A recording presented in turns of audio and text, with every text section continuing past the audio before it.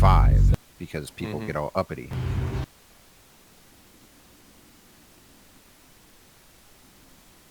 But I'm over here doing like shitter runs where I'm like falling off of the fucking totem and shit. Dude, that's the worst thing that can happen. Like, I had to run in circles again when I fell from the totem thing.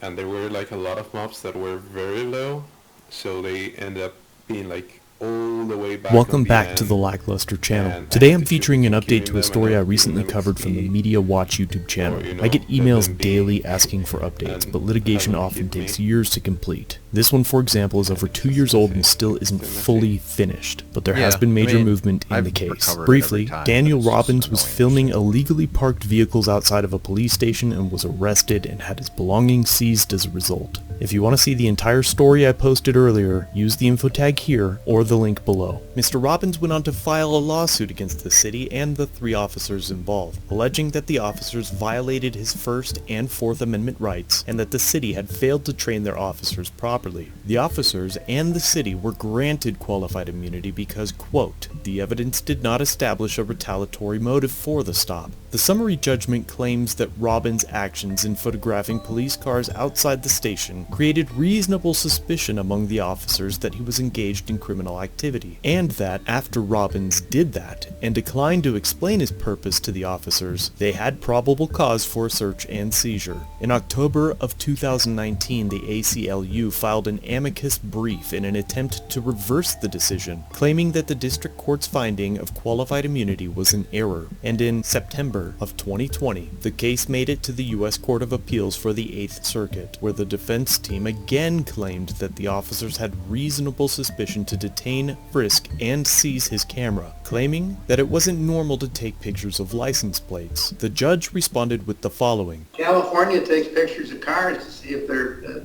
get their license plates so they can ticket them by mail. In regards to frisking someone for taking pictures, he responded with this. They can ask him questions. That's constitutionally clearly established. They can't pat it down. Even though Mr. Robbins was told he was under arrest, the defense lawyer argued that he was never lawfully arrested. He continues to evade questions, he provides false information, and so from moment to moment, that reasonable suspicion is growing. But I don't think the use of the word arrest creates an arrest. It's the context. It's how is it done, the means by which it is done, and the duration. That's what the case law says, not the words that are used. And even though she argued that he was never under arrest, she claims that the frisk was permitted because of their suspicion that he was engaged in criminal activity. Unless they had suspicion he was armed and dangerous as well as engaged in something criminal, they arrested him. Well, I believe that the fact that they suspected him of stalking behavior and ambush activity is what permitted the pat down. Ambush with give me a federal appellate case that says a suspicion of ambush by camera permits a Terry frisk.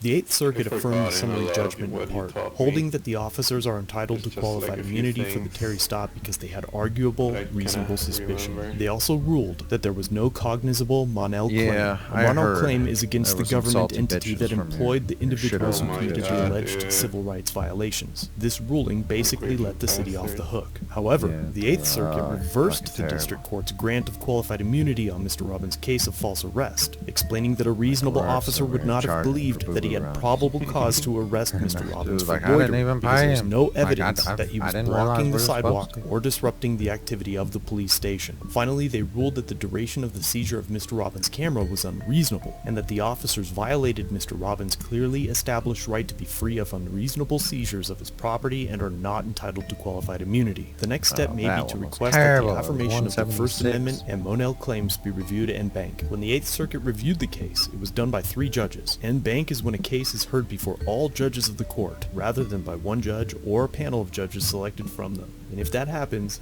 I'll be sure to let you know. In the meantime, for future updates on the case, be sure to head over to Media Watch's channel and let them know I sent you. Thank you for watching. If you have something you'd like me to review, email it to me, submit it on my website or through Facebook Messenger. All links are down below. That concludes our video for today. Please subscribe and turn on all notifications so you never miss a video.